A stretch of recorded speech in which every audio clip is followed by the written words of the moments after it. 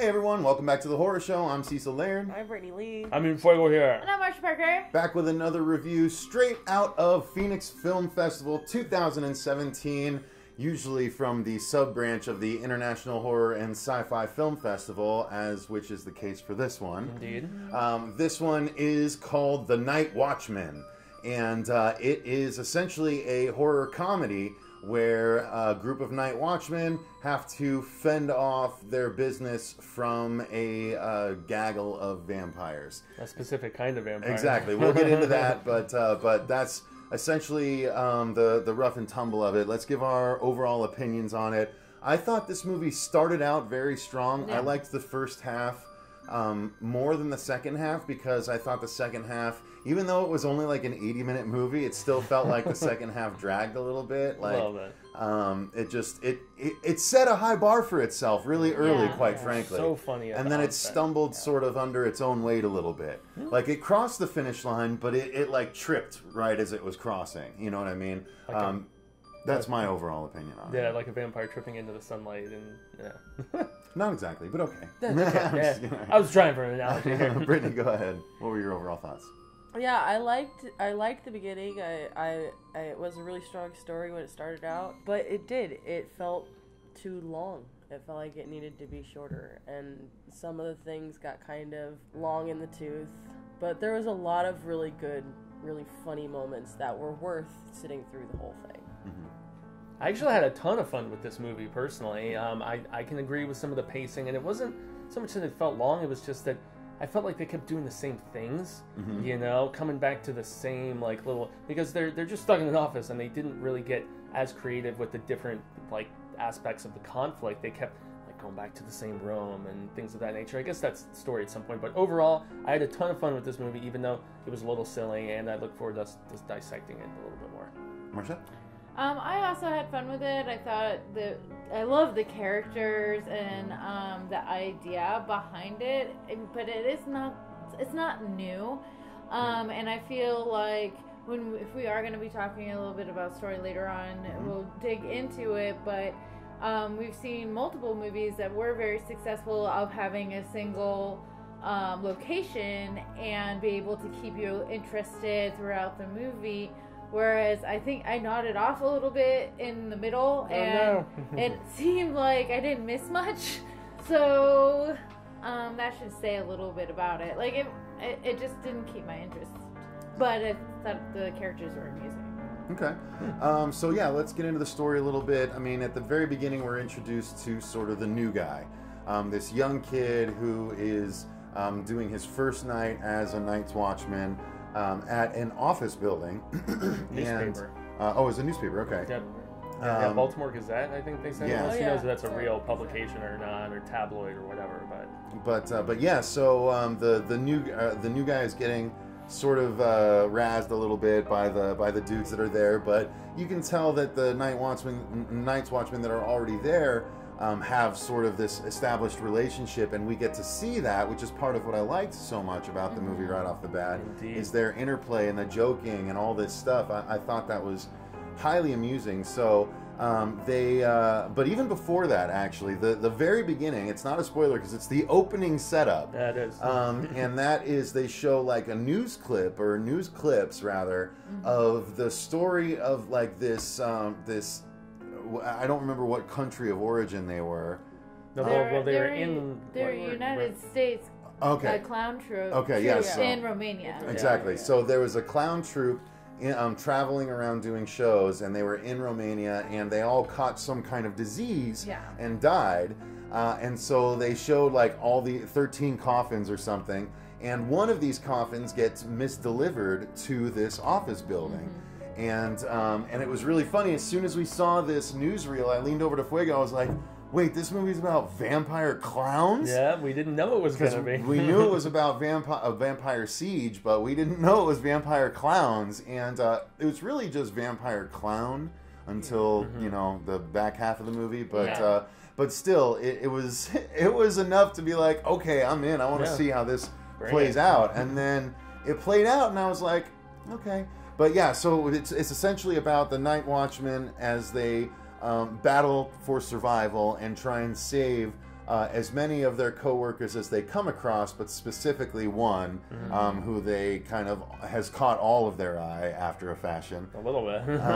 And so that's what it's about. They're trying to survive until the dawn in order to get out alive, while more and more people are getting killed and turned. And that's the long and short of it. Now, I thought the story is, again, like Marcia said, it's nothing that we haven't seen pieces and bits of before. I mean, there's a little Belko experiment. There's a little From Dusk Till Dawn. Well, even Blood-Sucking Bastards, the one you and I watched. Yep, the Office motif along with the other one. Yep. So again, we've seen some of this stuff before, but it was done. This could almost be. It's close to being sort of an. I would almost say like an Office Space of vampire movies, or not quite a Tucker and Dale, but that's why I said Office Space. I think that matches it a little bit more. But the interplay of the Tucker and Dale themselves was kind of funny. The way the interplay of two of the Night Watchmen were. Ken and Jiggards. Yeah. So yeah, that's. I thought the story was actually they accomplished it well, although we had seen bits and pieces before. What'd you think, Brittany? You can say whether you liked the ending without spoiling what it was and stuff. So, story in whole. Okay, yeah. Well, as far as the ending goes, I was like, we're gonna go this route, like they always do. But there was a lot of really fun moments back in the earlier, parts of the movie, even through the middle. But there's a lot of overplayed jokes at the same time. Big time. Overall, I enjoyed the story, but it was a little corny. There was a lot of moments where you're like, why didn't that person die? Because that person should have died. Really should have died. And those are always frustrating moments. You just deal with them. You just accept the story. But those are my critiques of the story and everything else. Yeah, and I honestly think the good outweighed the bad, right? I mean, for the most part. At least at the end of the story, I mean, I was still laughing throughout, even when I felt like the inspiration was waning. Once they got to like pure conflict is when I felt like the movie lost its way a little bit. Like that's why it was so strong at the beginning, because the interplay of the story was actually written by the three main Watchmen, as I was looking on the IMDb about. So Ken Jiggards was the other guy, and then Luca was the third dude. The three of them are all actors who wrote the script for Mitchell Altieri, I believe is the director's name, and so it was that guy's first time working with somebody else writing a script for him, and just the chemistry between the three of them, the camaraderie, the joking, the bros no benefits, or whatever the hell they described it as at one point. I mean, there were some quality laughs in this movie, and there were some running jokes that, while they beat it like a red-headed dead horse, when I first saw it, I was like, I don't think anyone has ever done that in a vampire movie before, and it actually made me laugh. I was like, oh, that's kind of novel and unique, but then they just kept doing it. And so, but as a whole, the story was, I had a lot of fun with it, despite the fact that they maybe lost some steam here and there. The other thing, one other comparison was Shaun of the Dead. I thought it had some Shaun of the Dead feel too. Yeah, a little bit of the bros. I think it's really funny that you guys are talking about story, because I really don't think there was an actual story. I feel like there was a plot and everybody had really good dialogue and interactions, but story, I wouldn't go that far. I see what you're saying. There was a happenstance, and they were stuck in it. Exactly, and I thought they did a good job of it. Like, you didn't need to have, the hero arc and, the big villain, even though there was a big bad. It kind of. But I still enjoyed it, even though it did, like you guys had said, like it kind of found itself going in circles, and that's what made it feel long. Like, if they could have built in a little bit more of a story arc, it probably would have flowed a lot better. I think you're probably right on that. But I think the good transition here then is the fact that the acting was really good. I thought all the performances were fun, good chemistry amongst everybody. I mean, it was what made the movie, at least for me, it was everyone's performances. Yeah, especially the Night Watchmen. I really liked. Well, the kid, actually, I thought the kid annoyed me a couple of times, but the you're man bunning it. The three that were the old hands at it, I thought they were great. Oh, they were hilarious. They were awesome. But yeah, I agree that the acting was good. The female lead, I swear she was in Sharknado or one of them or something like that. Like, was a bit overblown at times. She was not my favorite actress in it, but she wasn't bad. She wasn't at the level of some of the other actors. And if I could say, there was one change that I was like, then they set her up to be one way without spoiling anything, and then there's a change near the end of the movie, and I was like, wait a minute, I didn't think you were going to do that. You went with the thing everybody would have expected this movie to do, and nah, I can't reveal what it is, but I just kind of shook my head, and they tried to explain it with that one conflict near the end, you know, where she's, well, I can't say anything, damn it, but if you watch this movie, you will know when you see her change a little bit. Well, it's not a little bit, it's kind of a big change. And so, in any event, her character didn't really wow me. It was the dudes. This was Broforce. With I actually really liked, there was one female character I did like, and it was the one, for those of us that have seen it, that has the line, "We carpool here." Yeah.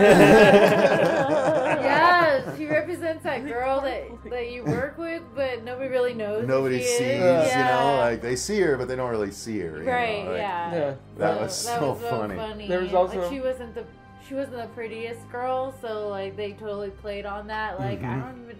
Who was that? Who was that homely girl? Yeah. Does she even work here? Does she even work yeah, here? There's Karen and Karen's friend. Karen's friend.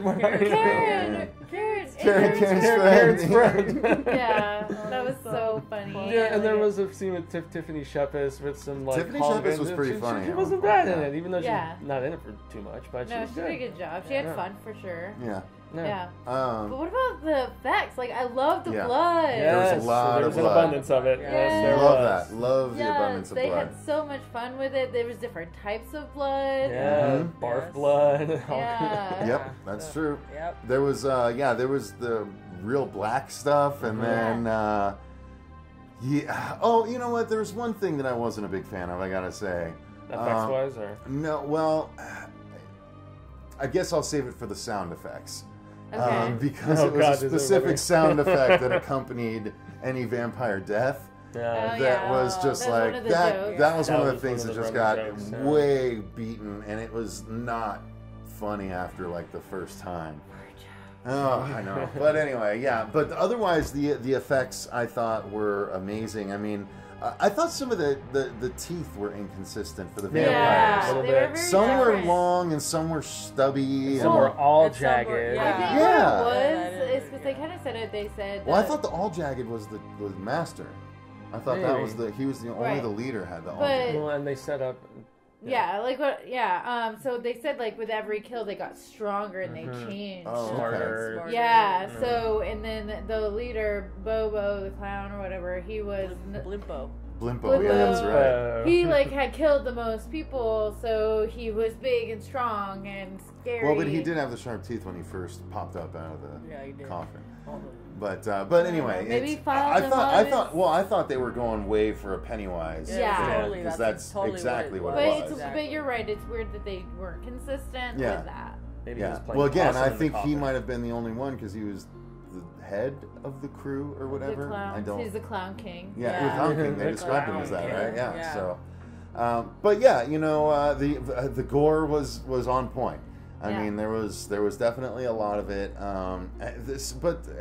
There was a little bit of inconsistency again with their strength sometimes. Like, if there's 5 of them behind a single pane of glass, like they can't do anything. But you know, sometimes one can fling a person clear across the room. You know, so well, maybe he ate a lot of people already. Oh, maybe. Yeah, that's true. You're right. See, when they covered their asses a little. When they set up flexible rules, it allows people like Marcia to forgive them for it. Well, you know, I am forgiving. Well, yeah, those people were stuck behind that glass. They had just changed, and they never got to eat anything. So. All right. Yeah. All right. See, we're on Whatever. it. We're paying attention. No need to team up. No, I'm not trying to team up. I know. All right. So, what? Any other part of the effects that we liked? Do we like the way the clowns looked? I did like some the way. of them. I did like the way some of them. There was that girl clown. I liked her outfit and the green hair. Like I thought she was cool. I thought the really tall clown when we first saw him, that was pretty intimidating. Yeah. Even though we literally only saw like his hand, you know, holding someone's neck, and then like his kneecaps and below. Yeah. But they were able to get across just how big he was with just that, and it was really cool. The giant clown. Yeah, that would be unnerving. Yeah, and I think if they would have been able to focus more on the different clown zombies, vampires. Okay, to be honest, like I thought there were more zombies than vampires, and but someone someone refers to them as zompires. It's like, no, they're not. Yeah, yeah, they kind of were. Yeah. So anyway, but yeah, I was I'll say the critique that I mentioned to them after the movie was that I think that for setting up the fact that they are clowns, you expect a certain thing, but realistically, after watching the movie, it felt like it could have been anything. They didn't need to be clowns. Like, there was no real whimsy to them. I think, like, if you're going to do zombie or vampire or zompire clowns, then, if they're vampires, they're coherent and they can think, and some of them clearly do, so they should be doing, like, intestine balloon animals or, honking people's eyeballs or something like, like, who knows, clowny things, or pull someone's eyeball out and put it on their nose, as a clowny nose and honk it, like, there's things you can do. And yes, I am deranged. I've written horror stuff, but Cecil needs to write the sequel to this. But I think it was a bit of a missed opportunity. Yeah, in some ways. Yeah, I can see that for sure. Any final words on it, you guys? I think it's worth watching. Definitely. I think it is a lot of fun. It's hilarious. Yeah. It is a lot of fun. That's all I have. Yeah, it was gory and it was gory and silly, and I mean, we didn't touch upon the music. I actually loved the soundtrack to this movie. There was a lot. Because it was like rock and synth. It felt very like 80s to me, especially that montage scene where they were like carving up the drumsticks and doing all that. Yeah, and it was, you love that one of the kid was a drummer, and so he had this arsenal of drumstick steaks. But he was like, I gotta get some extra drumsticks and keep them at my house, ready to go in case. Oh, there's a couple, believe me. I sharpened and everything. Took my idea. All right, you guys. Well, I think that's gonna do it for our review, straight out of the Phoenix Film Festival 2017 and the International Horror and Sci-Fi Film Festival. Yes, shout outs. Exactly. Monty, Jason, and Patrick from Allied. Thanks for allowing us to cover this event, man. It's been great. So that's the Night Watchmen, you guys. Make sure you seek it out. Look up their website. We'll try and find out what it is and put it in the description box down below. But yeah, it's a movie you're going to want to seek out, or at least add it to your list. I know we present a lot of movies to you, so just add it to that list and make sure you get around to it, because it is a worthwhile watch, even though it lags a little bit towards the end. It's still definitely very much worth your time. So it was fun. Thanks very much. Until next time, I've been Cecil Laird. I'm Brittany Lee. I mean, Fuego here. Not much better. And remember, stay scared.